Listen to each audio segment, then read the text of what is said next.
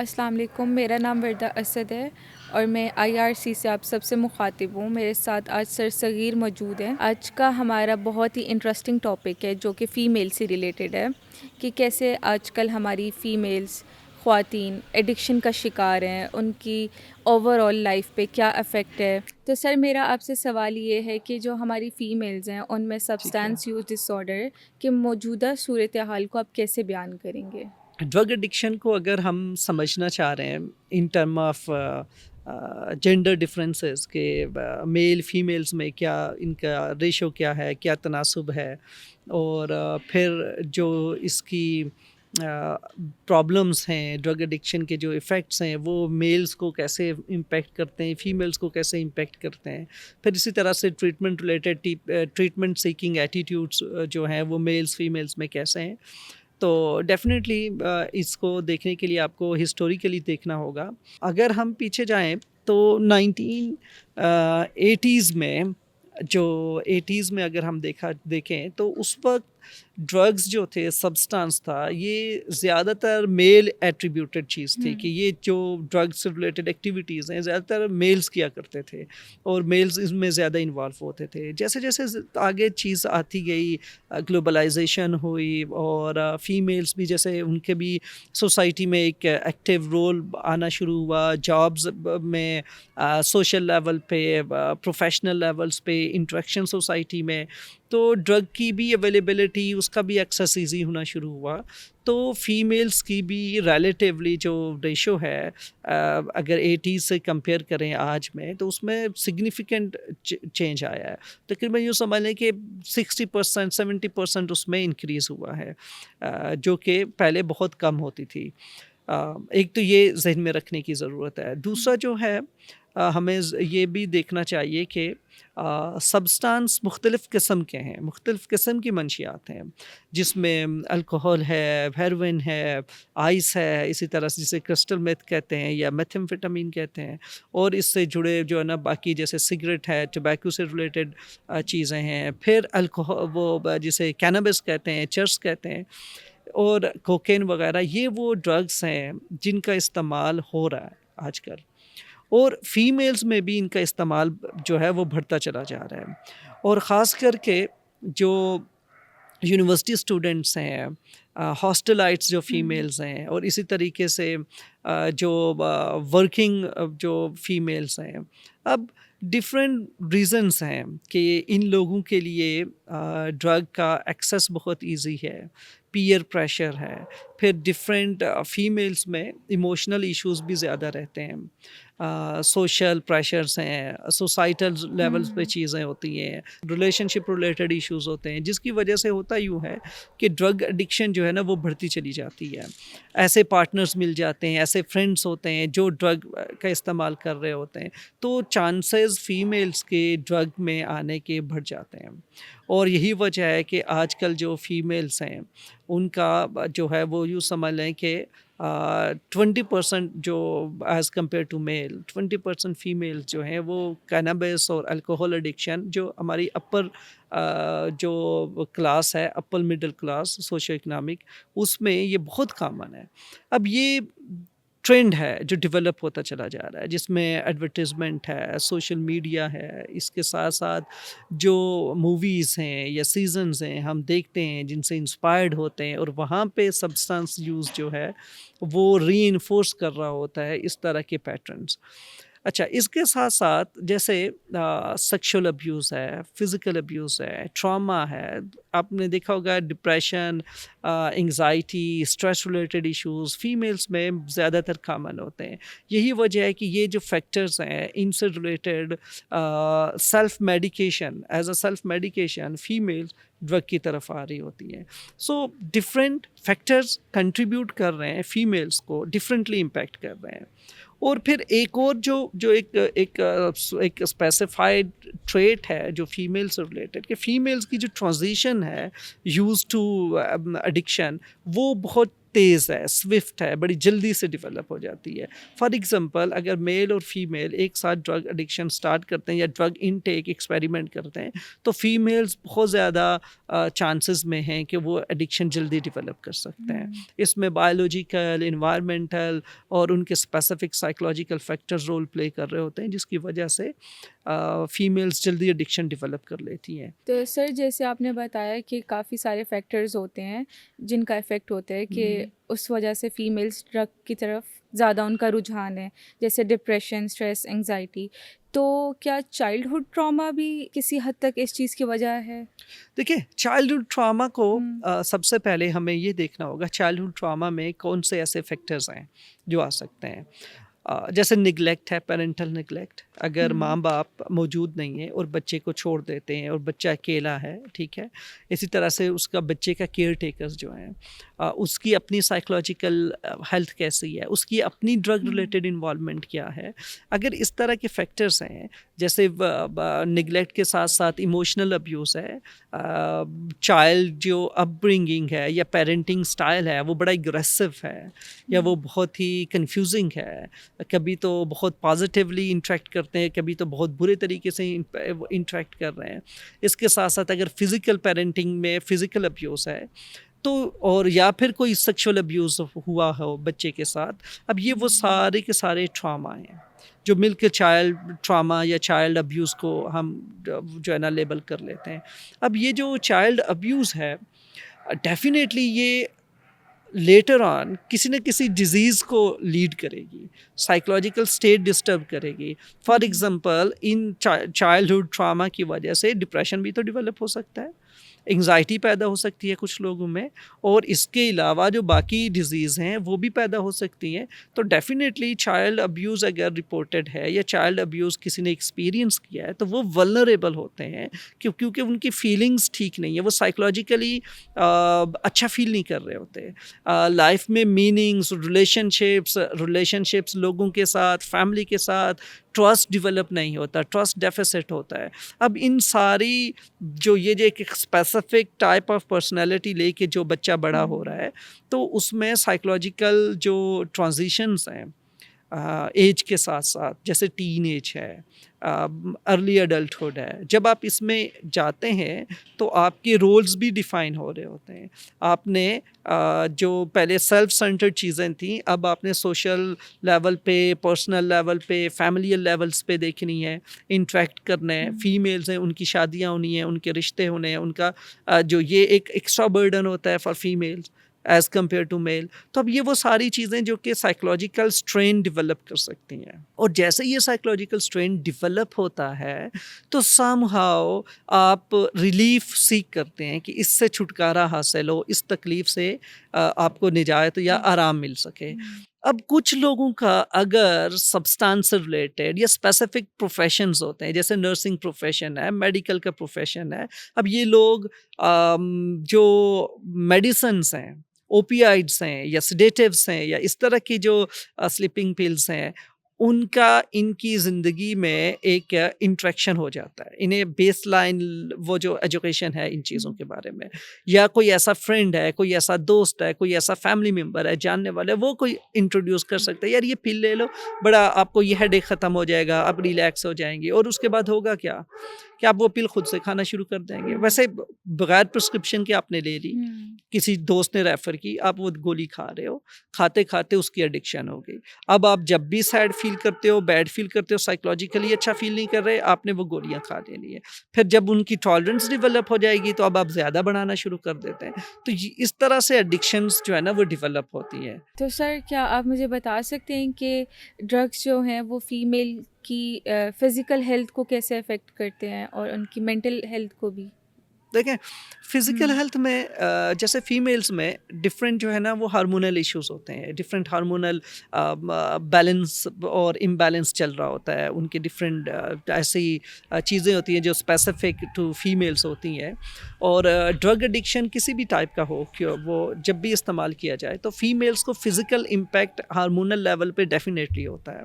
अगर वो प्रेग्नेंट हैं तो उसके अब आफ्टर इफ़ेक्ट्स जो हैं ड्रग्स के, ड्रग इनटेक के, वो जो भी जो उनका वो टेस्ट जो है उसकी हेल्थ पे प्री नेटल हेल्थ है, पोस्ट नेटल हेल्थ है, उस पे उसका इम्पैक्ट होगा। इसी तरह से जो आपकी अपनी पर्सनल हेल्थ है ड्यूरिंग जो पीरियड्स हैं या जो साइकिल्स होते हैं फीमेल्स के, उसकी उसकी रेगुलरिटी पे इम्पैक्ट होता है, जिसकी वजह से जो है ना वो ओवरवेट होना और जैसे प्रीमैच्योर एजिंग है, इस तरह की चीज़ें फिज़िकल हेल्थ तो डेफिनेटली होता है। और फिर फीमेल में जैसे जो है वो एक एस्ट्रोजन होता है, एक हार्मोन।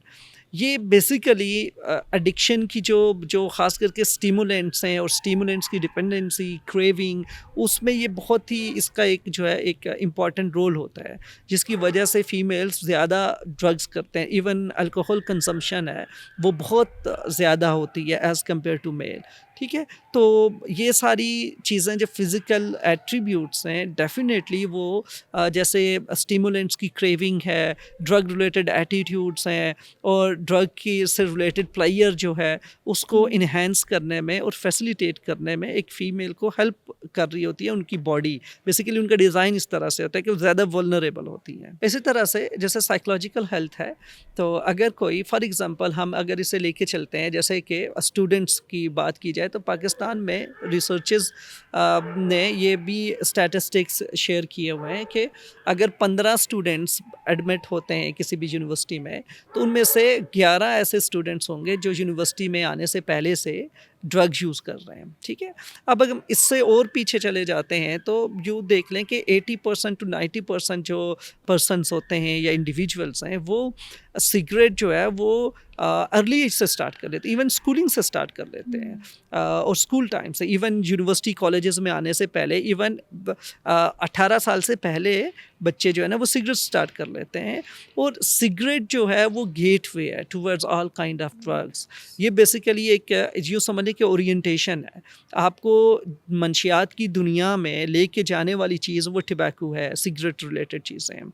और ये सिगरेट किसी भी टाइप का हो, चाहे वो जो शीशा क्यों ना हो, चाहे ये वो जो है ना ई सिगरेट जो वेप्स हैं वो उससे रिलेटेड क्यों ना हो, चाहे ये सिगरेट की फार्म में हो, चाहे ये वैलो की फार्म में हो, चाहे ये नस्वार की फार्म में हो, ये जितने भी फार्म्स हैं हुक्का समेत, ये सारी चीज़ें ये बेसिकली बहुत अर्ली एज से स्टार्ट हो जाती हैं। यही वजह होता है कि स्टूडेंट्स का जैसे अभी 80% 90% लोग जो हैं वो स्टूडेंट्स जो हैं वो अपनी टीन एज से पहले ही सिगरेट स्टार्ट कर लेते हैं। अब ये जब इंटर होंगे आगे, पीयर प्रेशर है, लोग हैं, दोस्त हैं, रिक्रिएशनल चीज़ें हैं, एग्ज़ाम है, एग्ज़ाम रिलेटेड चीज़ें हैं, एग्ज़ाम रिलेटेड स्ट्रेस है, तो हर कोई अपना अपना वो वे आउट लेके आता है, क्विक फिक्स लेके आता है। यार ये पिल है, इससे कंसंट्रेशन बेहतर हो जाएगी, इससे ये हो जाएगा, इससे स्ट्रेस ख़त्म हो जाएगी, तुम सो लो, अच्छे से सो सकोगे तो अगले दिन अच्छा पढ़ सकोगे।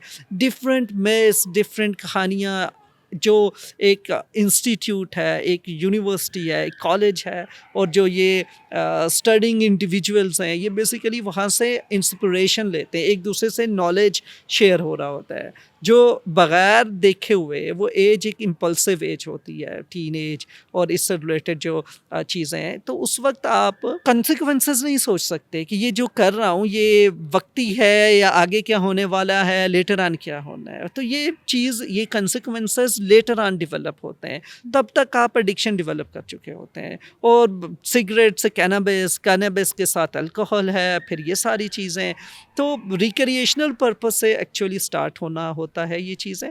और जब ये स्टार्ट हो गई तो अब ये साइकोलॉजिकली इम्पैक्ट करना शुरू कर देंगी, रिलेशनशिप्स इम्पैक्ट होंगे, स्टडी पे फोकस सही नहीं हो सकेगा, जो आपकी रिस्पॉन्सिबिलिटीज़ हैं वो आप मीट नहीं कर सकते, वो वक्त पे नहीं हो सकती चीज़ें।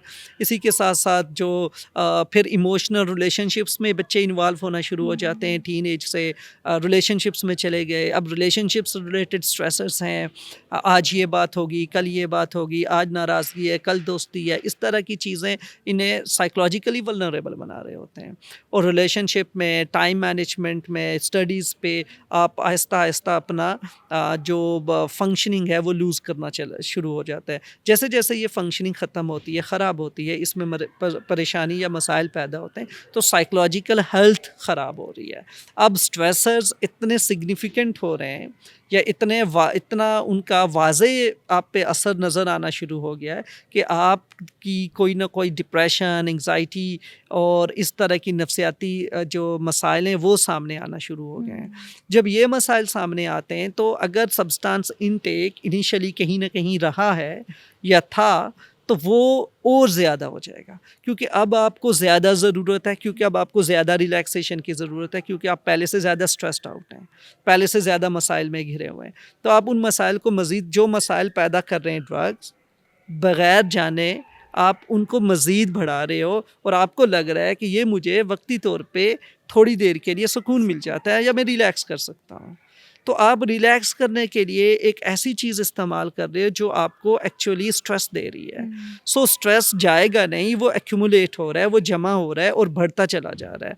तो इट्स अ स्नोबॉल इफ़ेक्ट, कि जैसे स्नोबॉल होती है ना, वो जब उसको जितना टाइम लगता है, जितना वो रोल करेगी उतनी वो बड़ी होती चली जाएगी। तो मसला बड़े से बड़ा होते होते इस लेवल पे पहुंचता है कि फिर जो है वो ट्रीटमेंट में आने की ज़रूरत होती है। तो ट्रीटमेंट से रिलेटेड यहाँ पे एक ब्रेक लेते हैं। नाज़रीन, आप ये वीडियो देख लें, फिर उसके बाद वापस इसे कंटिन्यू करें। शायद आप ये वीडियो किसी दोस्त के लिए देख रहे हों या शायद अपने लिए। नशा कोई शौक नहीं होता, अक्सर ये दर्द से बचने की कोशिश होती है, और सच ये है ज़्यादातर लोग छोड़ना चाहते हैं, बस अकेले होते हैं। हमने इस्लामाबाद रिहैब क्लिनिक में बहुत से ऐसे लोग देखे हैं जो कहते थे कि बस अब कुछ नहीं हो सकता, मगर आज वो जिंदा हैं, सेहतमंद हैं और अपने घर वालों के साथ हैं। यहाँ हम किसी को लेक्चर नहीं देते और ना ही किसी पे कोई इल्ज़ाम लगाते हैं। हम आपको सुनते हैं क्योंकि नशा एक बीमारी है और बीमारी का इलाज होता है। अगर आप या आपका कोई अपना नशे में फंस गया है तो शर्मिंदा होने की ज़रूरत नहीं, मदद लेना ज़रूरी है। और इस्लामाबाद रिहैब क्लिनिक आपकी मदद के लिए मौजूद है, जहां नशे के आदी अफराद के लिए साइंसी बुनियादों पर जदीद इलाज फराहम किया जाता है और इलाज के दौरान मुकम्मल राजदारी, अखलाकी असूल और मरीज़ की इज्जत को अव्वलीन तरजीह दी जाती है। देर मत करें, अभी कॉल करें, आपकी ये कॉल राज में रहेगी। ठीक है सर, तो क्या आप मुझे बता सकते हैं कि फ़ीमेल्स में डायग्नोसिस और ट्रीटमेंट का क्या तरीका होता है, किस तरह किया जाता है? ड्रग एडिक्शन का जो डायग्नोसिस है वो सब्सटेंस यूज से स्टार्ट होता है कि डेली इनटेक होने की ज़रूरत होती है, कि डेली इनटेक हो रहा हो, और वो इनटेक इस तरह से सिग्निफिकेंट होना चाहिए कि वो आपकी जो ज़िंदगी है उसमें एक वाज़े तौर पे मुश्किलात का बायस हो, और आप जब उसे छोड़ना चाहें तो आप उसमें बेबस महसूस करें और आपसे वो छोड़ना मुश्किल हो और आप बार बार की कोशिशों के बावजूद नाकाम हों। तो फिर आपके अंदर जो है ये ड्रग एडिक्शन या ड्रग सब्सटेंस यूज़ डिसऑर्डर वो डायग्नोज हो सकता है, उसको डायग्नोज किया जाता है। जब भी डायग्नोसिस होता है उसके बाद ट्रीटमेंट प्लान बनाया जाता है। फीमेल से रिलेटेड ट्रीटमेंट प्लान्स में या जो डायग्नोसिस है फीमेल से रिलेटेड, कोई स्पेसिफिक डायग्नोसिस नहीं होते, जेंडर स्पेसिफिक डायग्नोसिस नहीं होते। डायग्नोसिस जो है वो बेस्ड करता है डिज़ीज़ पे। जब आप डिज़ीज़ की स्पेसिफिक सिम्टम्स आपने जैसे डिसफंक्शनिंग है, लॉस ऑफ कंट्रोल है, इसी तरह से आपकी जो डिसफंक्शनिंग वो एट्रीब्यूटेड होनी चाहिए आपकी एकेडमिक लाइफ पे, आपकी पर्सनल लाइफ पे, आपकी सोशल लाइफ पे, ठीक है। तो फिर हम इन चीज़ों को डायग्नोस करते हैं। इसके साथ साथ टॉलरेंस, डिपेंडेंसी होनी चाहिए कि आप अगर ड्रग छोड़ें तो आपको विड्रॉल होने की होंगे, और विड्रॉल का मतलब है कि बॉडी एक पेन में चली जाएगी और फिर आपको उस ड्रग का इस्तेमाल करने पे आप मजबूर हो जाएंगे, ठीक है। इसी तरह से ये चीज़ें होना ज़रूरी हैं। जब ये सारी चीज़ें आप देख लेते हैं तो मरीज़ को आपने डायग्नोस कर लिया या किसी भी इंडिविजुअल को डायग्नोस कर दिया कि उसको मंशियात की बीमारी है। जब मंशियात की बीमारी है तो इसका ट्रीटमेंट होता है, और ट्रीटमेंट में फर्स्ट स्टेज जैसे डिटॉक्सिफिकेशन है, डिटॉक्स हुआ, उनको मेडिकेशंस दी, और जैसे मैंने आपसे कहा था कि फ़ीमेल्स में एक जो चीज़ देखने की ज़रूरत होती है, इनमें को-अकरिंग साइकोलॉजिकल इलनेस ज़्यादा होती हैं, चांसेस ज़्यादा होते हैं एज़ कम्पेयर टू मेल। इनमें जैसे डिप्रेशन हो सकता है, साथ साथ ड्रग एडिक्शन के साथ डिप्रेशन चल सकता है, ड्रग एडिक्शन के साथ जो है ना वो एंग्जाइटी चल सकती है। इसी तरह से जो है और भी मिलते जुलते जैसे बाइपोलर डिसऑर्डर हो सकता है। तो ये कंडीशंस होने के चांसेस होते हैं। जब ये कंडीशंस हैं तो उन्हें रूल आउट करना और उनके लिए भी एक ट्रीटमेंट प्लान बनाना बहुत ज़रूरी होगा along with drug addiction treatment. तो डायग्नोसिस हो गया, डिटॉक्सिफिकेशन हो गया, देन साइकोथेरेपी है जिसमें आपने उसकी डिजीज़ पे, पैटर्न्स पे, इसी तरह से जो माहौल में मौजूद रीइंफोर्समेंट्स हैं जो ड्रग को कंटिन्यू रखने में हेल्प आउट कर रही हैं, इन्फ्लुएंसेस, ट्रिगर्स, उनको आइडेंटिफाई करने की ज़रूरत है। जब वो आइडेंटिफाई हो जाएंगे तो उनसे रिलेटेड आपने एक सपोर्ट सिस्टम बेस्ड यानी कि फैमिली को इन्वॉल्व करते हुए एक अच्छा रिलैप्स प्रिवेंशन प्लान बनाना होता है। एक ऐसा प्लान बनाना होता है जो इन ट्रिगर्स को अच्छे से आइडेंटिफिकेशन के बाद डील करना, बच्चा इतना कैपेबल हो जाए या इंडिविजुअल इतना कैपेबल हो जाए कि वो इन ट्रिगर्स को डील भी कर सके, मैनेज भी कर सके। इसी तरह से डिफरेंट पॉजिटिव कोपिंग स्किल्स होती हैं जो सिखाने की ज़रूरत होती हैं। इमोशनल मैनेजमेंट जैसे डिप्रेशन है, सैडनेस है, कैसे डील करना है, थॉट्स हैं नेगेटिव, उन्हें कैसे मैनेज करना है, क्रेविंग अगर हो रही है उसे कैसे डील करना है। और जैसे मैंने कहा ना जब आप ट्रिगर्स आइडेंटिफिकेशन कर रहे होते हैं तो आप उसके साथ साथ उससे related cognition, thoughts pattern, physical sensations और इसी तरह से इमोशन से रिलेटेड जो फीलिंग्स हैं, इन सब का डाटा जमा करते हो। फिर इस डाटे पे बेस्ड करते हुए इसको यूटिलाइज करना होता है, उसको इस तरह से इनेबल करते हैं कि इंडिविजुअल अपनी लाइफ में अच्छे से ड्रग से रिलेटेड जो इश्यूज हैं और साइकोलॉजिकल जो इमोशनल प्रॉब्लम्स और साइकोलॉजिकल डिजीज़ है उसको डील करते हुए एक अच्छी रिजिलियंस डेवलप कर सके ताकि वो दोबारा से रिहेबिलिटेट हो सके और जब उस इन्वायरमेंट में जाए तो इस सारे प्रेशर को रिजिस्ट करते हुए थ्रू फॉलो अप सेशंस अपना एक कंटिन्यूस लेवल पे आपको एक साइकोलॉजिकल असिस्टेंस चाहिए होती है कि आप अपने पैटर्न्स, अपनी रिकवरी रिलेटेड चीज़ें वो आप शेयर करते चले जाएं time to time with psychologist. और जब आपको ज़रूरत पड़े और जब आप फील करें कि अब मुझे ज़रूरत है कि मैं सेशंस में जाना चाहिए तो आप जो है ना एक आउटडोर सेशंस प्लान कर सकें। तो ये एक कंटिन्यूस मॉनिटरिंग सपोर्ट सिस्टम है जो आपको 100% रिकवरी इंश्योर कर सकता है। मुझे उम्मीद है कि आज की हमारी कन्वर्सेशन आप लोगों के लिए बहुत बेनिफिशियल रही होगी। अगर आपकी फैमिली में या आपके इर्द गिर्द कोई भी किसी भी किस्म के साइकोलॉजिकल स्ट्रेस या डिप्रेशन, एंजाइटी या फिर किसी ड्रग एडिक्शन का शिकार है, आप हमारे नीचे दिए गए नंबर पर रब्ता करें। Thank you.